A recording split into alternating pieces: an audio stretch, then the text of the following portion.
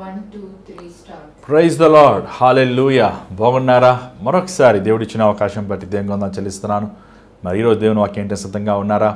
దయచేసి మీరు మీ కుటుంబం అందరూ ఈ కార్యక్రమం వినే వరకు అయ్యే వరకు మీరు కూర్చోండి, వినండి. దేవుని వాక్యములో ఉన్న మర్మములు మీరు పొందుకోండి. అంత మాత్రం కాదు, దేవుని ఆశీర్వాదాలు మీరు అనుభవించండి. మరి ఈ కార్యక్రమాలు మీకు మేలుకరంగా ఉన్నాయా, ఉపయోగకరంగా ఉన్నాయా? ఎంతో ప్రయాసతో రోజుకి మీకు ఎవరో ప్రే కార్యక్రమాలు మీ మధ్యకి తీసుకొస్తున్నాం, అనేక విషయాలు మీకు బయలుపరుస్తున్నాం. మరి దీనిని మీరు నేర్చుకుంటున్నారా? మీ ఆత్మీయ జీవితంలో మీరు ఎదుగుతున్నారా? దేవుని వాక్యంలో ఉన్న సంగతుల్ని ధ్యానించాలి, నేర్చుకోవాలని ఆశ వాంఛతో కలిగి మీరు ముందుకు వెళ్తున్నారా? లేకపోతే ఆపేయమంటారా? దయచేసి ఈ కార్యక్రమం ద్వారా మేలు పొంది మీరు మీ ఆత్మీయ జీవితంలో మీరు వర్ధిల్లాలి. బైబిల్ వినటం మాత్రం కాదు, వాక్యం వినటం మాత్రం కాదు, లేకపోతే బైబిల్ చదువుతాం మాత్రం కాదు.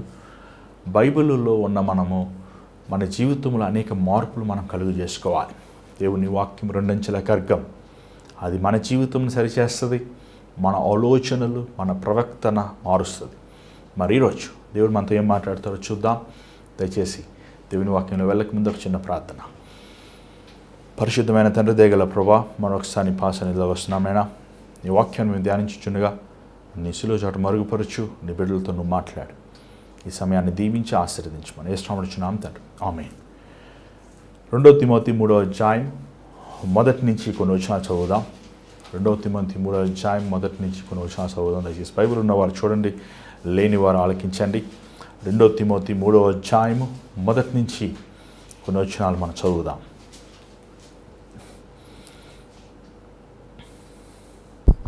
అంత్యదినములలో అపాయకరమైన కాలములు వచ్చునని తెలుసుకొనుము. ఎలాగనగా మనుషులు స్వార్థప్రియులు, అంత్యదినముల్లో అపాయమైన కాలములు వచ్చునని తెలుసుకొనుము. ఈ మాట పౌలు చెప్పినప్పుడు పౌలుకి వయసు 70 సంవత్సరాలు.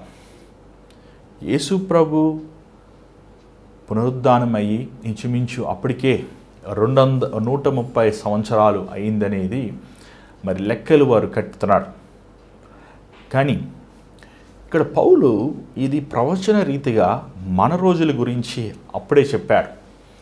ఏం చెప్పాడు? ఏంటి అసలైన సంగతులు? చూడండి, బైబిల్లో ప్రభు అన్నాడు, ఒక మాట ఉంది 2 పేతురు 3వ అధ్యాయంలో. ప్రభుకి 1000 సంవత్సరములు ఒక దినములాగా, ఒక దినము 1000 సంవత్సరం వలె ఉండును. ఈ సృష్టి అంతటికి చేసినది ఇప్పటికీ 6000 సంవత్సరాలు అయినది మనం బైబిల్ ప్రకారము దాని లెక్కలు వేయగలగాలి. యేసుప్రభు ముందు 4000 సంవత్సరాలు, యేసుప్రభు తర్వాత 2000 సంవత్సరాలు. యేసుప్రభు పుట్టుకతో క్యాలెండర్లో మార్పు జరిగింది.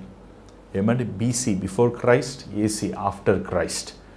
ఏమంటే యేసుప్రభు పుట్టలేదని ఎవరు చెప్పలేరు, ఎందుకంటే యేసుప్రభు పుట్టాడనేది క్యాలెండర్ తెలియజేస్తుంది.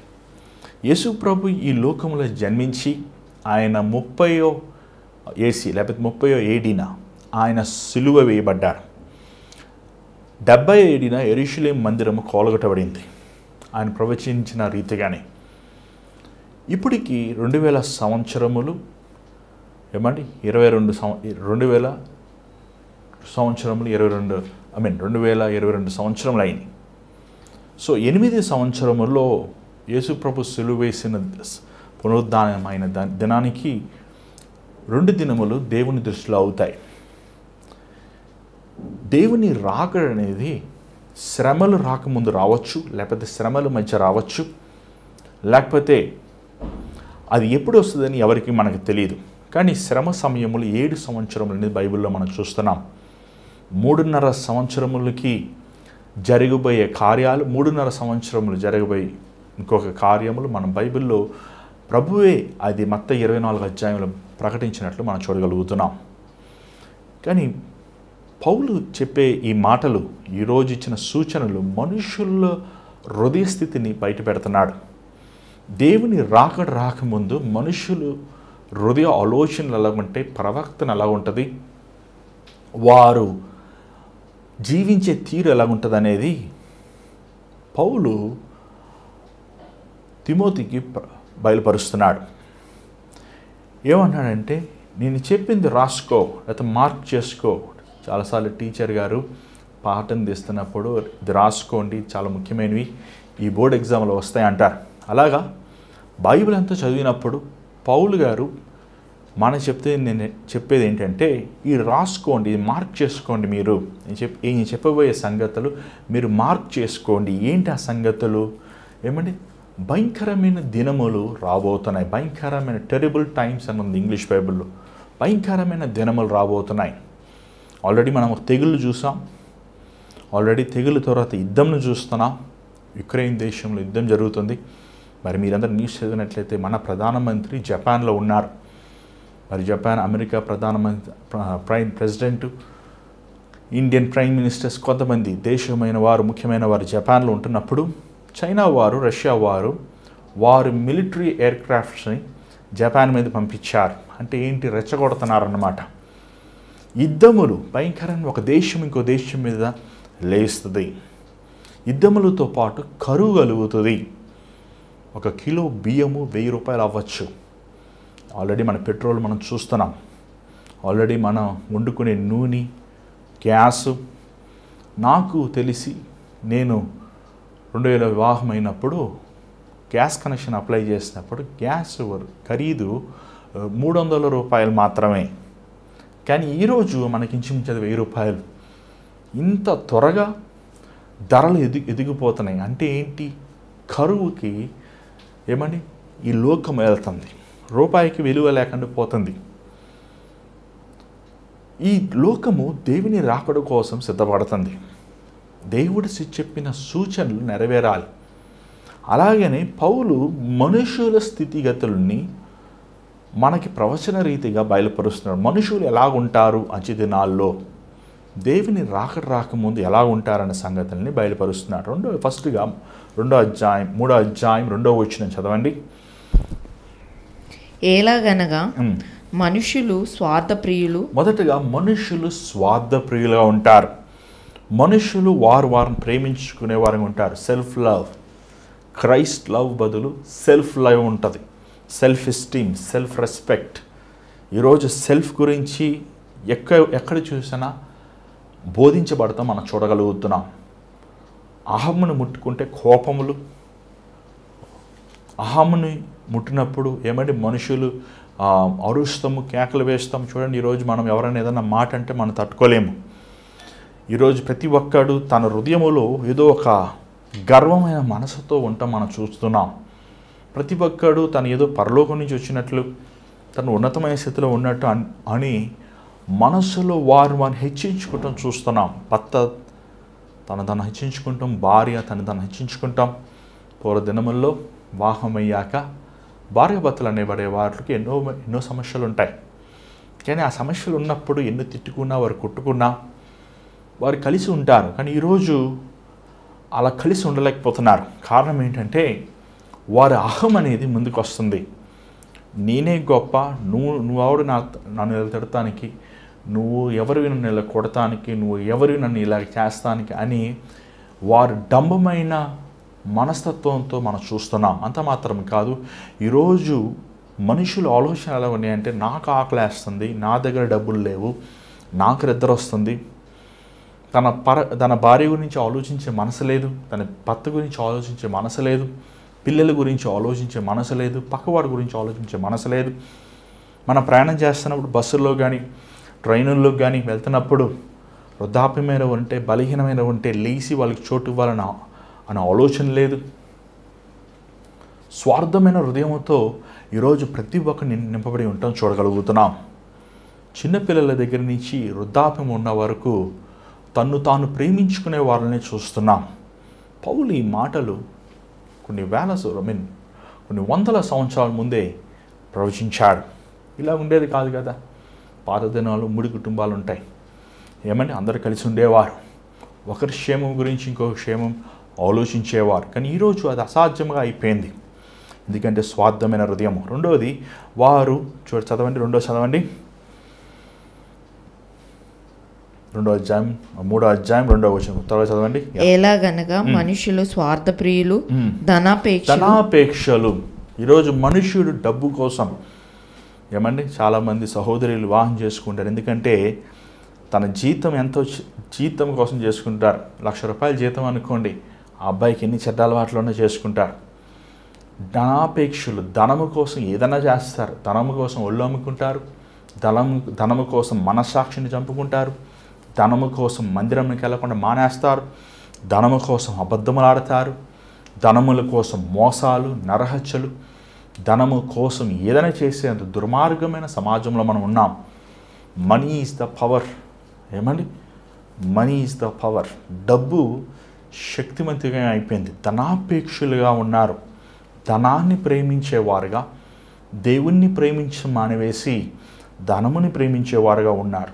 3వది డంబముతో ఉన్నారు. బుస్ఫుల్. ఇంగ్లీష్ బైబిల్లో బుస్ఫుల్ అంటే వాళ్ళ గురించి వాళ్ళు చెప్పుకుంటుంటారు. బుస్ఫుల్ వేరు, గర్వం వేరు. బుస్ఫుల్ ఉన్న డబ్బా కొట్టుకుంటాడు. మనం ఇంటర్వ్యూకి వెళ్ళినప్పుడు ఫస్ట్ క్వశ్చన్ ఏమంటారు చూడండి, tell me about your self. ఏం చెప్పుకుంటాం మనం నిద్రపోతాం, మనము నిర్లక్ష్యపరులమి, మనము అలాగుంటాం, మనలో ఉన్న నెగిటివ్ చెప్తామా, మన నెగిటివ్ కూడా మనం పాజిటివ్గా మార్చి చెప్తుంటాం. మనము ఎక్కువగా అతిశయిస్తుంటాం. మన అందాన్ని చూసి, మన చదువుని చూసి, మన జ్ఞానమును చూసి, మన తెలివిని చూసి అనేక సార్లు మనం అతిశయిస్తుంటాం. చూడండి, ఒక క్రైస్తవుడు క్రీస్తు నిమిత్తము తప్ప తను అతిశయించకూడదు. చాలామంది ఈరోజు వారు పొరుగువారి కంటే మెరుగైన వారని ఊహించుకుంటుంటారు. మాలాంటి బోధకులు చూసావా నాకు ఎంతమంది వస్తున్నారు, చూసావా నేను ఎన్ని ఆత్మలు సంపాదించాను, చూసావా నేను ఎంత గొప్పవాడిని అని అతిశయిస్తుంటారు. 4వది గర్విష్ఠులు. ఈ గర్విష్ఠులు వారి హృదయంలో అనుకుంటాడంట, నేనే దేవుణ్ణి. నేనే దేవుణ్ణి. ఈ గర్విష్ఠులు మోకరించి ప్రార్థన చేయరు. ఈ గర్విష్ఠులు కావాలంటే దేవుని సేవకుల ముందు డబ్బులు పడేస్తారు. కావాలంటే వీరు వారికున్న బలముతో లేకపోతే వారికున్న హోదాతో వారు పనులు చేయించుకోవాలని ఆశిస్తుంటారు. ఈ గర్విష్ఠులు ఇంకో మాట చెప్పాలంటే మందిరానికి రారు. వీరికి దేవుడు అవసరం లేదు. ఫస్ట్ ఆఫ్ ఆల్ వీళ్ళే దేవుడిగా ఉంటారు. మనుషుల ద్వారా పొగడతలు, మనుషుల ద్వారా ఆరాధించబడాలి, దానికోసం ఏమైనా చేస్తారు. వారు అన్నదానాలు చేస్తారు, వస్త్రాలు ఇస్తారు, ఇల్లు కట్టిస్తారు, వాక్యలు చేస్తారు. వీరు పొగడించబడాలి. ఈ గర్విష్ఠులకి ఏంటంటే మనం ఏదైనా తప్పు వాళ్ళను లోపం చూపిస్తే బురద గుంటలో రాయి పడేస్తే ఆ బురద ఎలాగ చిమ్ముతుందో అలాగనే ఇలాంటి వారి హృదయ స్థితి కూడా అంతే. వారిని మనం ఏదన్నా సరి చేయాలని అనుకుంటే అది మనకే మళ్ళీ రోతగా గబ్బుగా మారుతుంది. ఈరోజు గర్విష్ఠులు, ప్రతి ఒక్కడి గర్విష్ఠు. 10th చదివినోడికి 10th చదివానని గర్వం, డిగ్రీ చదివినోడికి డిగ్రీ చదివానని గర్వం, డబ్బులు లేనోడికి డబ్బులు లేనని గర్వం, డబ్బులు ఉన్నోడికి డబ్బులు ఉన్నాయని గర్వం. గర్విష్ఠువైన వాడు ఎప్పుడు తన మనసులో, తన హృదయంలో తన పొరివాడికంటే ఎదుటివాడికంటే చాలా గొప్పవాడని అనుకుంటుంటాడు. తను తగ్గించుకోలేడు. అలాంటి వారు దేవుడు అసహించుకుంటాడు. 3వదిగా 5వదిగా 5వదిగా చదవండి. బింకములాడువారు, అహంకారులు, దూషకులు. దూషించేవారు, అబ్యూజివ్, దూషించేవారు. ఈరోజు చూడండి ఎంతమంది దూషిస్తున్నారు. ఈ సోషల్ మీడియాలో యేసు ప్రభుని దూషిస్తాం. యేసు ప్రభు మందిరంకి వెళ్ళావని చూడండి, తెల్లచీరలు కట్టుకుని వెళ్ళారా అని అపహాసిస్తాము. దూషించేవారు వీరు వారు పని చూసుకోరు, కానీ పక్కవాడిని పట్టుకొని వారు మంచి చేసినా చెడ్డ చేసినా దూషించేవారు. ఈరోజు తల్లిదండ్రులను దూషిస్తున్నారు. అరే పూర్వ దినములో పెద్దవారు ఉన్నప్పుడు వారు చెప్పినప్పుడు మనం వినాలి అని ఇంకిత జ్ఞానముతో అనేక మంది మనం పెరిగి ఉన్నాం. కానీ ఈరోజు పిల్లలు చూడండి, దూషించేవారు పెద్దవారిని దూషిస్తారు. పెద్దవారు వస్తే లేచి నిలబడరు, వారికి గౌరవించారు, వారు ప్రేమగా పిలవరు. అనేక మందిని హీనముగా మాట్లాడుతుంటారు. ఇది దూషించే తరము. ఎంతమంది భర్తలు తన భార్యను దూషిస్తున్నారు, ఎంతమంది భార్యలు వారి భర్తలను దూషిస్తున్నారు, పిల్లలు తల్లిదండ్రులు దూషిస్తున్నారు, మేనేజర్లు వర్కర్స్ని దూషిస్తున్నారు. ఎక్కడ చూసినా దూషిస్తాము. మనం ఈరోజు నుండి ప్రభుత్వాన్ని దూషిస్తుంటాం, సమాజంలో ఉన్న అధికారుల్ని మనం దూషిస్తుంటాం. అధికారులు వైస్ వర్సా ఇతరులను దూషిస్తుంటారు. ఇది ఇలా ఉండేది కాదు. దేవుడు ఇలాగ చేయలేదు. మనుషుల్ని యథార్థపరులుగా దేవుడు చేశాడు. కానీ ఈ దూషిస్తం అనేది మనం చూస్తున్నాం. దాని తర్వాత తల్లిదండ్రులకి అవిధేయులుగా ఉంటారు. అమెరికా లాంటి దేశంలో కొన్ని సంవత్సరాల ముందు ఒక పిల్లలకి 11 సంవత్సరాలు వస్తే వారు తల్లిదండ్రులు చెప్పే మాట వినాలి అనే అవసరత లేదు అనే చట్టాన్ని తీసుకొచ్చారు. తెలుసా? పిల్లోడు 11 సంవత్సరాలు వస్తే తను ఇష్టమైనట్లు తను జీవించవచ్చు. ఈరోజు ఎంతోమంది తల్లిదండ్రులకు అవిధేయులుగా ఉన్నారు. కని పెంచి వారిని పెద్ద చేసి వారి కోసం ప్రయాసపడిన తల్లిదండ్రులను పట్టుకొని ఏడిపిస్తూ, మాట వినకుండా, చదువుకోకుండా, కాలేజీకి వెళ్లకుండా, స్కూల్కి వెళ్లకుండా, సెల్ ఫోన్లు పట్టుకొని అబ్బాయిలు అమ్మాయిలు అంటూ ఆ బైకులు వేసుకొని ఊర్లమ్మట తిరుగుతూ, తాగుతూ, చెడు వ్యసనానికి, చెడు కార్యాలకి బానిసై ఉన్నారు. పౌలు అప్పుడే చెప్పాడు ఈ మాటలు. అప్పుడే తెలియజేశాడు, అంచె దినముల్లో పిల్లలు తల్లిదండ్రులు అవిధేయులుగా ఉంటారని. దాని తర్వాత మనం చూస్తున్నాం చదవండి. దాని తర్వాత ఏంటిని చూడండి ఒకసారి. కృతజ్ఞత లేనివారు, అవిధేయులు, కృతజ్ఞత లేనివారు. ఈరోజు మనుషులకి కృతజ్ఞత లేదు. దేవుడు చేసిన మేలు కృతజ్ఞత లేదు. దేవుడు చేసిన ఆశ్చర్యమైన కార్యాల నిమిత్తం కృతజ్ఞత లేనివారుగా ఉన్నారు. ఇంట్లో ఎన్ని బట్టలు ఉన్నా, ఎన్ని చీరలు ఉన్నా ఇంకా చీరలు లేవంటారు. ఎన్ని వాహనం ఉన్నా వాహనాలు లేవంటారు. జీతం సరిపోలేదంటారు. దేవుడిచ్చిన అద్దెలు అయినప్పటికీ, దేవుడిచ్చిన కుటుంబం అయినప్పటికీ ఇంకా ఏమి ఇచ్చాడు నాకు అని కృతజ్ఞత లేని మనస్సు మనం చూస్తున్నాం. పాత దినాల్లో నేను చిన్నప్పుడే ఉన్నప్పుడు మేము అనేక సార్లు మా అమ్మమ్మ గారి ఇంటికి వెళ్ళేవాళ్ళం. అమ్మమ్మ గారి ఇంట్లో ఒక పనామి ఉండేది. ఆ పనామి వారు మా అమ్మమ్మ గారు వారు కొంచెం జీతం ఇస్తారు, నాకు ఎంత ఇస్తారో నాకు తెలియదు. కానీ నేను చాలాసార్లు చూస్తాను, ఆమెకి పని అయిపోయాక అన్నం పెడతారు. అన్నం పెట్టాక ఆమె ఒక మాట అంటుంది, అమ్మాయ చాలా బాగుండారమ్మా అని ఎంతో సంతోషముగా. అది ఒకవేళ మిలిగిపోయిన అన్నం అయినప్పటికీ, లేకపోతే అది ఒక సాంబారమైన రసం అన్నం అయినప్పటికీ ఆమె ఎంతో సంతోషంగా ఆ భోజనం చేసి చక్కగా వారి ఇంటికి ఆనందంగా వెళ్తూ నేను అనేకసార్లు గమనించేవాడిని. కానీ ఈరోజు చూడండి, మనుషులు 5 స్టార్ హోటల్కి వెళ్ళి బిర్యానీలు తిన్నా, కూల్ డ్రింకులు తాగినా, రోజు నీసు తిన్నా, ఒక రోజు మాంసం లేకపోతే విసుక్కుంటారు, కసురుక్కుంటారు. ఏంటి బతుకు, ఏంటి జీవితం అని చాలాసార్లు చాలామంది కృతజ్ఞత లేని వారుగా ఉంటారు. దేవుడిచ్చిన భాగస్వామిని, దేవుడిచ్చిన బిడ్డల్ని, దేవుడిచ్చిన స్నేహితుల్ని, బంధువుల నిమిత్తము వారేం చేశారు, వీరేం చేశారు అనేకసార్లు కృతజ్ఞత లేనివారుగా దేవుడిచ్చిన బంధుత్వాల్ని మర్చిపోయి వాళ్ళని దూషిస్తుంటారు. చూడండి, దేవుడు మనకి చేసిన మేలు అనేకమైనవి. నువ్వు నా చిన్న కొద్దివాటిలో నువ్వు కృతజ్ఞత కలిగి ఉంటే అనేకమైనవి దేవుడు ఇస్తాడు. ఈరోజు మనుషులకి దేవుడు ఎంత జీతం ఇస్తున్నాడండి? ఒకప్పుడు జీతం 10,000 రూపాయలంటే, 20,000 రూపాయలంటే అది ఎంత పెద్ద జీతం. కానీ ఈరోజు చూడండి, 50,000 సంపాదించిన, 1,00,000 రూపాయలు సంపాదించిన, ఎంతైనా ఇది సరిపోతుందా అని దేవుడిని దూషిస్తాం. దేవునికి ఇవ్వాల్సిన దశమ భాగం ఇవ్వకుండా ఇంకా నిరాశమైపోతాం, ఇంకా కృంగిపోతాం, ఇంకా విసిగిపోతాం. మనం చూస్తున్నాం, కృతజ్ఞత లేని వారుగా చూస్తున్నాం. ఇంకొకటి చదవండి దయచేసి. దాని తర్వాత అపవిత్రులు, పరిశుద్ధత లేని వారుగా ఉంటారు. ఈరోజు ఎంతమంది యవనస్తులు కన్నితనముగా ఉన్నారనేది మనం ఈ ప్రశ్న అడగాలండి. వివాహం చేసుకుంటున్నారు చాలామంది. వివాహం చేసుకుంటున్నప్పుడు నీ హృదయము, నీ శరీరము కన్నితనముగా ఉందా? పరాయి పురుషుడికి కానీ పరాయి స్త్రీకి ఇవ్వకుండా నీ పరిశుద్ధతను నువ్వు కాపాడుకుంటున్నావా? ఈరోజు ఈ మాటలు చాలామందికి అసభ్యమైపోయినాయి. నేను వర్జిన్ అంటే అదేదో ఒక నవ్వుల పరిస్థితిగా మనుషులు ఎగతాళి చేసే స్థితిగా అయిపోయింది. పరిశుద్ధత లేని వారుగా ఉంటున్నారు. క్రైస్తవులు అలాగే ఉంటున్నారు, మందిరానికి వెళ్ళేవారు అలాగే ఉంటున్నారు, పెళ్ళి అయిన వారు అలాగే ఉంటున్నారు, పెళ్ళి కాని వారు అలాగే ఉంటున్నారు. చూడండి, వివాహమయ్యాక భర్తతో అయినా నీ భార్యతో నువ్వు అన్యోన్య సహవాసం కలిగి ఉండాలి. కానీ పరాయి పురుషుడితో పరాయి స్త్రీతో అక్రమ సంబంధం కలిగి ఉంటే అలాంటి వారిని దేవుడు తీర్పు తీరుస్తాడు. వివాహం కాకముందే నీ దేహమును నువ్వు పరిశుద్ధంగా కాపాడుకోకుండా అశ్లీలమైన దృశ్యాలకి అక్రమమైన సంబంధాలకి నువ్వు బానిసై ఉంటే అలాంటి వారి జారుల్ని దేవుడు తీర్పు తీర్చగా మానాడు. ఈరోజు మనుషులు పరిశుద్ధత అనేది ఏదో ఒక చులకనగా చూస్తున్నారు. 10 మందితో తిరుగుతాం, 10 మందితో వేషాలు వేస్తాం.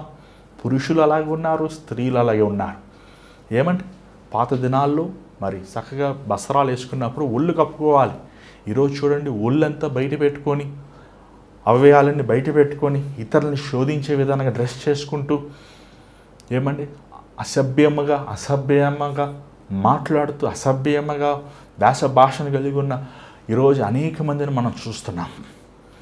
వారు అనేక మంది ఈరోజు అలాంటి వారు సాతాను ఊబులో సాతాను పిల్లలుగా అపవిత్రతతో నింపబడి పవిత్రమైన దేవుని బిడ్డలను కూడా మళ్లించాలని ప్రయత్నిస్తున్నాడు. అపవిత్రత ఒకప్పుడు మేము చిన్నప్పుడు ఎవరైనా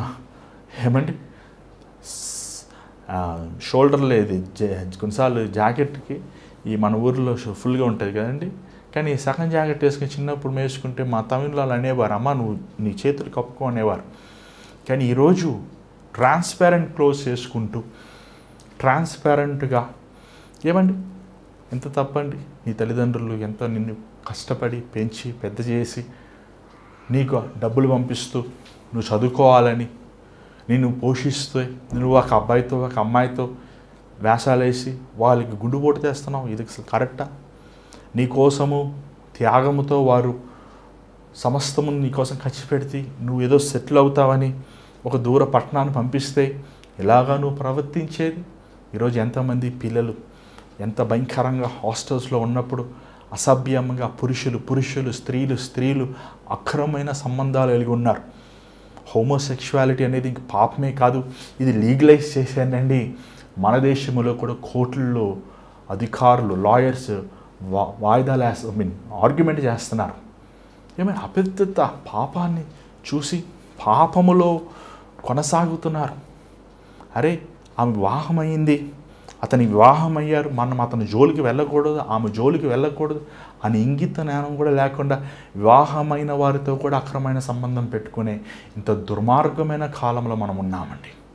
పరిశుద్ధత లేని వారిగా. దాని తర్వాత చూడండి అనురాగరహితులు. 3వ వచనం, అనురాగరహితులు, వితౌట్ లవ్. అనురాగం లేదు. అనురాగం చెప్పాను కదా మీకు, ప్రేమ అనేది 4 విధాలుగా ఉన్నాయి. బంధువుల మధ్య ప్రేమ, స్నేహితుల మధ్య ప్రేమ, తమ్ముళ్ళు అక్కచెల్లెల మధ్య ప్రేమ, తల్లిదండ్రుల మధ్య ప్రేమ, అగాపే ప్రేమ, దేవుని ప్రేమ. ఈరోజు అనురాగం లేని వారుగా ఉన్నారు. ఈరోజు ఎంతోమంది ప్రేమించి పెళ్లి చేసుకుంటున్నారు, కానీ ఆ ప్రేమించి పెళ్లి చేసుకున్నాక అనేక కుటుంబాలు విడిపోతున్నాయి. కారణం ఏంటి? ఒక సహోదరి అని, నాన్న మేము 7 సంవత్సరాలు ప్రేమించి పెళ్లి చేసుకున్నాం, మాకు 3 పిల్లలు, నా భర్త బాగానే ఉన్నాడు, కానీ ఆఫీస్కి వెళ్తున్నప్పుడు తన పక్క కొలీగ్తో అక్రమైన సంబంధం ఉంది తెలుసుకున్నాము. ఆమెకి వివాహమైంది, ఆమెకి పిల్లలు ఉన్నారు. ఎంత భయంకరమండి. ప్రేమ లేదా? నీ భార్యను నువ్వు ప్రేమిస్తున్నావంటే నీ భార్య కోసం నీ ఇచ్చలు నీ కోరికలను సులువు వేసుకొని నీ భార్య కోసం లేకపోతే నీ భర్త కోసం నువ్వు జీవించాలి. నువ్వు బిడ్డల్ని ప్రేమిస్తున్నావంటే నీ బిడ్డల కోసం నువ్వు త్యాగం చేయాలి. నువ్వు సహోదరుని లేకపోతే నీ సహోదరిని నువ్వు ప్రేమిస్తున్నావంటే వారి కోసం త్యాగం చేయాలి. మొన్న ఒక తమ్ముడు ఫోన్ చేశారు, అన్న మా నాన్న మా పెద్ద నాన్నని కత్తి ఇచ్చుకొని చంపేశాడన్న స్థలములో వాటా తక్కువ వచ్చిందని. ఇంత భయంకరం. అనురాగాలు లేవు. ఈరోజు బంధువుల మధ్య సమాధానము లేదు, ప్రేమ లేదు. స్నేహితుల మధ్య ప్రేమ లేదు. సంఘములో కాపరితో ప్రేమ లేదు. సంఘంలో ఎడబాటు. ఈరోజు ఈ స్థితి చూస్తున్నాం. ఇది ఆల్రెడీ పౌలు అప్పుడు ప్రవచించిందే. దాని తర్వాత చూడండి, క్షమించలేని వారు, అతి ద్వేషకులు, ద్వేషకులు ఉందా? క్షమించలేని వారు ఉందా? అతి ద్వేషులు. దాని తర్వాత చదవండి, అపవాదకులు. ఓకే, అతి ద్వేషకులు, ద్వేషించేవారు, క్షమించలేని వారు. ఈరోజు ఏమండి, సొంత వారిని క్షమించలేరు, కట్టుకున్న భార్య భర్తను క్షమించలేకపోతున్నాం, పిల్లల్ని క్షమించలేకపోతున్నాం, పొరుగు వారిని క్షమించలేకపోతున్నాం, ఈరోజు ఎదుటి వ్యక్తిని క్షమించలేకపోతున్నాం. ఈరోజు క్షమించలేని స్థితి మనం చూస్తున్నాం. క్షమించలేని స్థితి ఎంత భయంకరమండి. ప్రభు ఏమన్నాడు? నువ్వు ఎవరైనా నీ మీద విరోధంగా ఉంటే నీ బలి అక్కడ పెట్టి నువ్వు వెళ్ళి ముందు తను సమాధాన పడమని. ఏమండి? దాని తర్వాత స్లాండరస్, తెలుగులో ఏమని చదవండి, దూషించేవారు. అంతేనా? అజితేంద్రులు. ఏమంటే దూషించేవారు. వీరు దేవుణ్ణి దూషిస్తారు, వీరు ప్రభుత్వాన్ని దూషిస్తారు, వీరు తన పొరుగు వారిని దూషిస్తారు. స్లాండరస్, దేవుణ్ణి దూషించే. ఏడయ్యా దేవుడేడయ్యా? రాకెట్లు భూమిలో నుంచి పైకి వెళ్తున్నాయి, శాటిలైట్లు భూమిలో నుంచి పైకి వెళ్తున్నాయి. ఏడి యేసుప్రభు వస్తాడు ఎక్కడొచ్చాడు? ఏడి మీ దేవుడు ఏడి? నీ దేవుడికి మరియతో పెళ్ళయింది కదా, పిల్లలు ఉన్నారు కదా అని ఒక సినిమాలు తీసి దూషించేవారు, దూషకులు, దేవుని వాక్యం అని అపహాసించేవారు వీరు. భయంకరమైన ఉగ్రత అలాంటి వారికి. దేవుడిని పట్టుకొని, దేవుని మాటలను పట్టుకొని ఈరోజు ఎంతమంది దూషిస్తున్నారండి? బోధకులను దూషిస్తున్నారు, స్వార్థకులను దూషిస్తున్నారు, సేవకుల్ని, మందిరములని దూషిస్తున్నారు. లేని వాటివి కల్పించి అనేక మంది దేవుని ఉగ్రతకి గురవుతున్నారు. దాని తర్వాత చూడండి, వితౌట్ సెల్ఫ్ కంట్రోల్. తెలుగులో చెప్పండి. క్రూరులు, సజ్జన ద్వేషులు. క్రూరులు ముందు ఏంటి? మరి ఇంగ్లీష్లో కొంచెం డిఫరెంట్, కొంచెం తెలుగులో కొంచెం డిఫరెంట్ ఉంది. నేను ఇంగ్లీష్లో వెళ్ళాలనుకుంటున్నాను. వితౌట్ సెల్ఫ్ కంట్రోల్, ఆశా నిగ్రహం లేనివారు. ఈరోజు ఎంతోమంది ఆశా నిగ్రహం లేదండి, తింటూనే ఉంటారు. చూడండి, మన ఒక తమ్ముడిని చూశాను. అయ్యా నీకు ఎంతమంది పిల్లలు ఉన్నారయ్యా అని అడిగాను. ఆయన నవ్వి, అన్న నాకు ఇంకా పెళ్ళే కాలేదన్న, నా ఏజ్ జస్ట్ 21 years అన్న. ఆ 21 years అంటే ఆ పొట్ట ఏంటయ్యా, ఆ బొజ్జ ఏంటయ్యా, ఆ ఒళ్ళేంటయ్యా, అసలు ఏంటది? ఆశా నిగ్రహము లేదు, తిండిబోతులు, తాగుబోతులు. ఏమని? ఈరోజు కళ్ళుకి ఏది కనబడుతుందో అది అనుభవించాలి. దేవుని వాక్యం సెలవిస్తుంది, ఓ యవనుడా, నీ ఇచ్చలను నీ చేతి నుంచి దాటినవ్వద్దు. ఆ దావీదు తన పొరుగింటి భార్యను చూసి తనని ఏం చేశాడు? ఇష్టపడి తనతో శయనించాడు, తనతో వ్యభిచారం చేశాడు. తనకు ఎంతమంది భార్యలు ఉన్నారు, తనకి ఎంతమంది బిడ్డలు ఉన్నారు, దేవుడు ఎంతగా దీవించాడు. ఒక పనివాడు భార్యను తీసుకొని అక్రమైన సంబంధం కలిగి ఉన్న దుర్మార్గమైన వాడు. దానికి ఉగ్రత ఏమైంది తెలుసా? తన యవన బిడ్డలు తన కళ్ళు ఎదురుగానే అందరూ మరణించారు. తన యవన బిడ్డలు, ఒక సొంత కుమారుడు ఇంకొక కుమార్తెని మానభంగం చేశాడు. ఎప్పుడు మానవుడి చరిత్రలో లేనివి భయంకరమైన వాడు చేశాడు. తను గదిలో చేశాడు, తన కుమారులు మిద్ది మీద చేశాడు. ఏమంటే ఆశా నిగ్రహం ఉండాలి. ఈరోజు సినిమాలకు బానిస అయిపోయారు, ఆ సెల్ ఫోన్కి బానిస అయిపోయారు. ఎంతమంది ఈరోజు వివాహం కాకముందే ఏమంటే పరాయి పురుషుడితో, పరాయి స్త్రీతో లైంగిక సంబంధం పెట్టుకుంటున్నారు. ఏమో నువ్వు ఇష్టపడ్డావు, బాగానే ఉంది.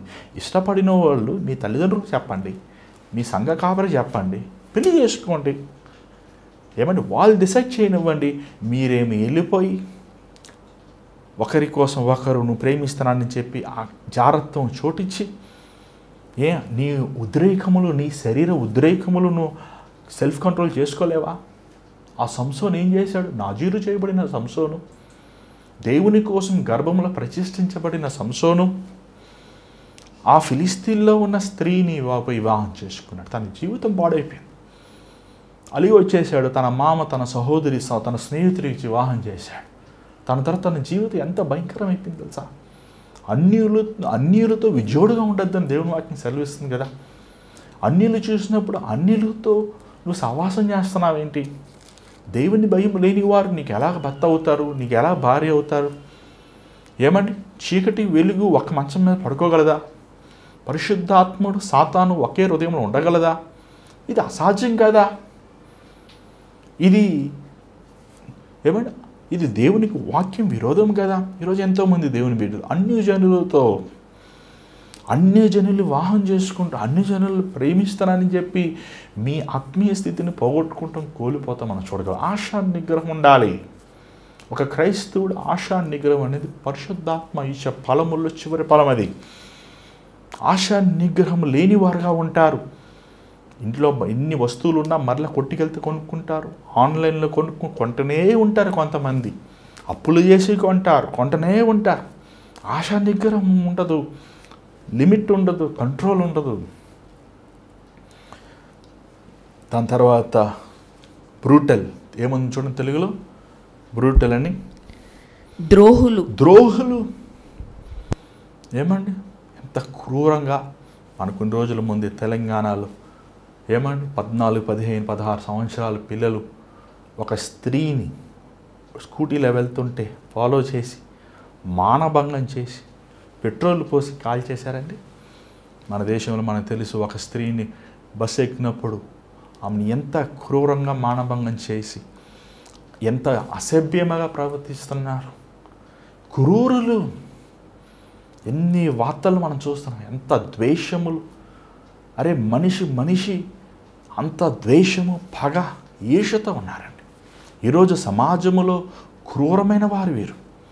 ఇది దురాత్మ, ఇది కయ్యేను ఆత్మ. ఇది సొంత వారిని, రక్త సంబంధుల్ని క్రూరంగా ప్రవర్తించేవారు, సొంత పిల్లల్ని మానభంగం చేసేవారు, సొంత ఏమని తల్లి లాంటి వారిని, వయసులో పెద్దవారిని క్రూరంగా ప్రవర్తించేవారు.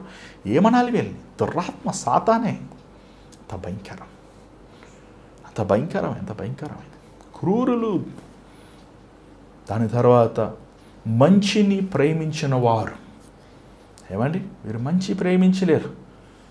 ఒకసారి ఒక ఇంటర్వ్యూ చేస్తున్నప్పుడు కొంతమంది ఆడవాళ్ళని ఇంటర్వ్యూ చేస్తూ, నీకు మంచి వ్యక్తి నువ్వు డేట్ చేస్తావా, చెడ్డ వ్యక్తి నువ్వు డేట్ చేస్తావా అంటే, నాకు చెడ్డ వ్యక్తే కావాలి అని 100 మందిలో అడిగిన వారిలో 99 అదే అన్నారంట.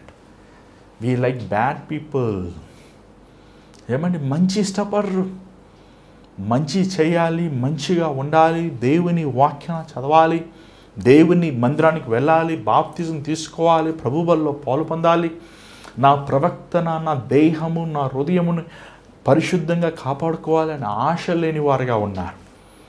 దాని తర్వాత ఏమని కొంచెం మనం సమయం అవుతుంది, దాని తర్వాత మనం ముందుకు వెళ్దాం.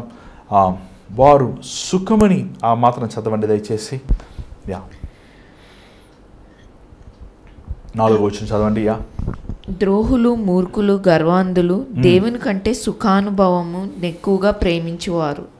దేవుని కంటే సుఖమని ప్రేమించేవారు. ఈరోజు చూడండి, మందిరంకి వెళ్తే మందిరంలో ఏసీ ఉందా, మందిరంలో చైర్ ఉందా, మందిరంలో మనకి టీ కాఫీ ఉందా, మందిరంలో మన కార్ పార్క్ చేసుకోవటానికి స్థలం ఉందా?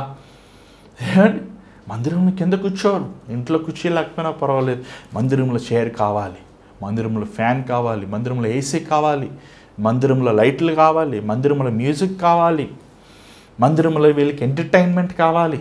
సినిమా హాల్లో కూర్చుని చప్పట్లు కొట్టేవారు ఏమంటే సాయంకాలం, ఆదివారం పొద్దున్న మందిరంలో చప్పట్లు కొడతారు, సాయంకాలం పోయి మళ్ళీ సినిమా హాల్లో చప్పట్లు కొట్టేవారు. వీరికి ఎంటర్టైన్మెంట్ కావాలి. వీరికి ఏమండి, సుఖమని ప్రేమించేవారు. సుఖం కావాలి వారికి. మొదట వాళ్ళ పిల్లలు, వాళ్ళ జీవితం, వాళ్ళ life style, comfortable life style కావాలి వాళ్ళకి, సెక్యూర్ లైఫ్ స్టైల్ కావాలి. దేవుణ్ణి ప్రేమించరు. దేవుని సువార్తకు కానుకలమ్మంటే, దేవుని పరిచర్య కానుకమ్మంటే, దేవుని మందిరానికి కానుకమ్మంటే, దేవుని రాజ్యం కడతానికి కానుక ఎవరు? వాళ్ళకి కావాల్సిన సుఖభోగములు, వారికి కావాల్సింది ఏమండి, వారి సంతతి సుఖంగా ఉండాలి. అడిగితే నేను సంపాదించుకున్న నాదంటారు. ఏమండి, కష్టపడలేరు, ప్రయాసపడలేరు, నడవలేరు, దేవుని కోసం నడవలేరు, దేవుని కోసం నష్టపోలేరు, దేవుని కోసం త్యాగం చేయలేరు. దేవుని కోసం వారు ఏది ఇవ్వలేరు. కానుకిచ్చాక అయ్యయ్యో ఇంత కానుకిచ్చానా నేను దేవునికి చప్పట్లు కొట్టుకుంటారంట, మూతి మీద నోరేసుకుంటారంట. చాలామంది మళ్ళీ వెనక్కి తిరిగి కానుకిచ్చేసాను, మా కానుకిచ్చాను అంటారు, ఆ ఉద్రేకంలో ఇచ్చేసి. ఎంతమంది ఈరోజు అలా అంటున్నారు? దేవుని కంటే సుఖాన్ని ప్రేమించేవాడు నిశ్చయముగా నరకములో ఉంటాడు. ఏమండి 5వ వచనం చదవండి దయచేసి. పైకి భక్తి గల వారి వలె ఉండి దాని శక్తిని ఆశ్రయించని వారునై ఉందురు. ఈరోజు సంఘముల్లో ఇలాంటి వారే. నీ సంఘములో మనుషులు వస్తున్నారని సంతోషపడద్దు. పైకి భక్తి, ఆ ప్రార్థన టైంలో ఏమంటే కన్నీరు, ఏం మార్మన్స్ పొందాం అనుకుంటాం మనం. బాబా ఏం పశ్చాత్తాపడ్డారు. ఆ 2 చేతులు ఎత్తి అలా కన్నీరు కారుస్తుంటే ఆ ఫ్లూట్ సౌండ్కి, ఆ కీబోర్డ్ సౌండ్కి, ఆ కెమెరా యాంగిల్ పెట్టుకుని బాబా ఏం మారు మనసులో కార్డు రాసేస్తారు. నేను నా హృదయం దేవునికి ఇచ్చేస్తాను కానీ ఏముంది కార్డులో సైన్ కూడా వేస్తారు, పెడతారు. కానీ శక్తి ఉండదు. పాపముని జయించే శక్తి ఉండదు. అపవాదితో పోరాడే శక్తి ఉండదు. లోభము లోకముని జయించే శక్తి ఉండదు. పైకి భాషన తెల్లబట్టలు వేసుకుంటారు. హల్లెలూయా హల్లెలూయా హల్లెలూయా, పరిశుద్ధం పరిశుద్ధం పరిశుద్ధం, పెద్ద బయలు పెట్టుకుంటాం. మనం అనుకుంటాం అబ్బో ఎంత పెద్ద భక్తుర్రా, ప్రార్థన మోహరించండి, అందరూ ఇంట్లో పడుకుంటాడు, మందిరంలో మోహరించండి అంటాడు. ఏమండి నీతి బోధలు చెప్తారు, బ్రదర్ అది కరెక్ట్ కాదు, ఇది కరెక్ట్ కాదు, అలా ఉండద్దు ఇలా ఉండద్దు అంటాడు. కానీ తన వ్యక్తిగత జీవితంలో లోపల దురాత్మతో నిండినటువంటి పరిశుద్ధాత్మ శక్తి ఉంటుంది తనలో. సమాధులు కొట్టిన వాళ్ళ సమాజం తెల్లగా ఉంటే బయట, కానీ హృదయం లోపల కుళ్ళిన వాసన, అలాగే వారి హృదయంలో కుళ్ళిన వాసన వస్తాయి. దేవుని శక్తి లేనివారుగా, పవిత్రము లేనివారుగా, పవిత్రమైన ఆలోచన లేనివారుగా, పవిత్రమైన వాంఛలు లేనివారుగా, వారి మనస్సు, వారి హృదయము సమస్తము అపవాది కార్యాలతో ప్రేమని దేవుడిలారా. నీ జీవితం ఎలా ఉంది ఈరోజు? ఈ గుణగుణాలు మనం చూస్తున్నాం, మనలో ఉన్నాయి. ఈరోజు ఎంతమంది దేవుని బిడ్డలమైన మనము ఈ గుణగుణాలు, అప్పుడే పౌలు కొన్ని వందల సంవత్సరాల ముందు ఈ గుణగుణాలు ఉంటాయి మనుషుల జీవితంలో అని అప్పుడే రాసిపెట్టాడు. ఈ గుణగుణాలు ఉంటున్నాయి, ఈ గుణగుణాలు మనం చూస్తున్నాం. కారణం ఏంటంటే దేవుని రాకడకి సమీపమంది.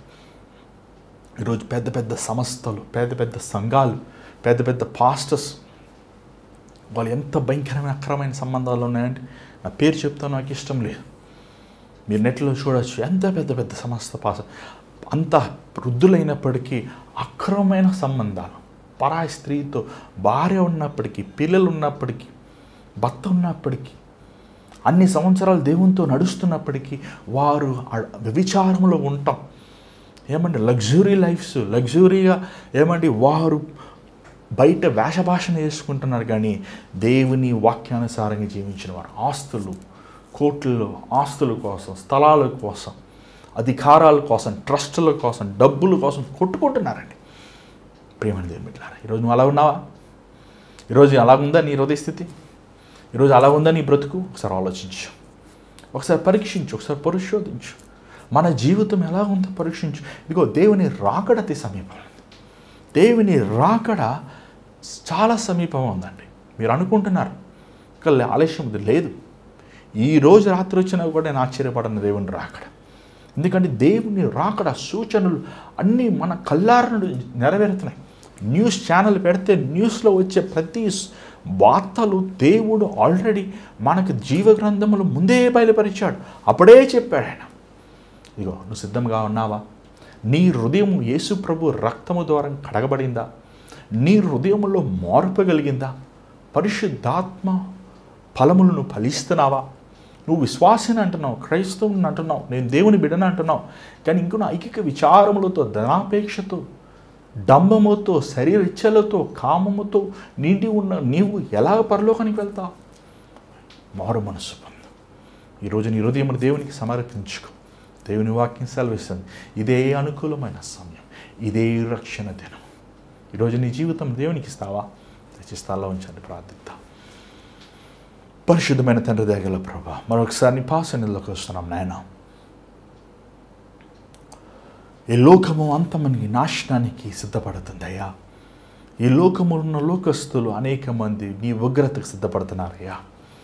అయ్యా, మేము మెలకుగా ఉండటానికి సహాయం చేయి.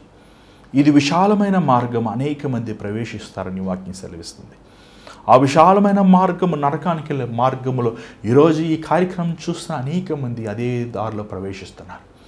లోకస్తులతో విజోడుగా ఉండొద్దు నీ వాక్యం సెలవిస్తుందయ్యా. లోకస్తులతో దుష్టుడు ఆలోచన చెప్పిన నడవక, పాపుల మార్గం నిలవక, అపవాసులు కూర్చున్న చోట కూర్చునక, దేవుని ధర్మశాస్త్రం ధ్యానించమని చెప్తుంది. కానీ ఈరోజు మేము దినమంతా, మా సమయమంతా లోకస్తులతో, లోక మాటలు, ఐక్య విచారములు, స్థలములు, ఆస్తులు, ధనముతో మా హృదయం నిండుందయ్యా. మమ్మల్ని శుద్ధి చేయనైనా. నీ రాజ్యములు ఎత్తబడేవారు ఉంటాను.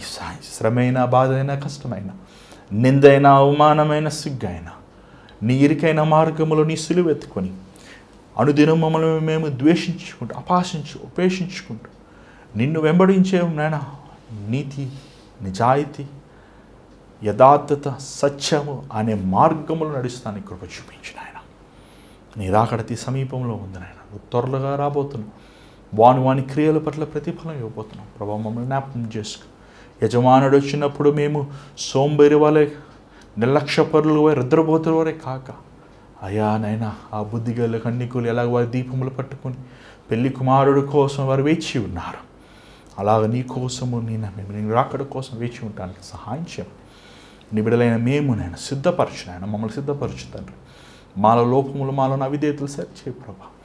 మమ్మల్ని నీ రక్తముతో కడుగునాయన, మమ్మల్ని బాగు చేయ, మమ్మల్ని వెరక్కొట్టు, మమ్మల్ని అలగొట్టునాయన, మమ్మల్ని పవిత్రపరచుకొని యేసునామమున నడుచున్నాం తండ్రి, ఆమేన్. మరి ఈరోజు దేవుడు మీతో మాట్లాడటం అని తెలియపరచండి. మీకోసం మేము ప్రార్థన చేయాలని ఆశిస్తున్నాం.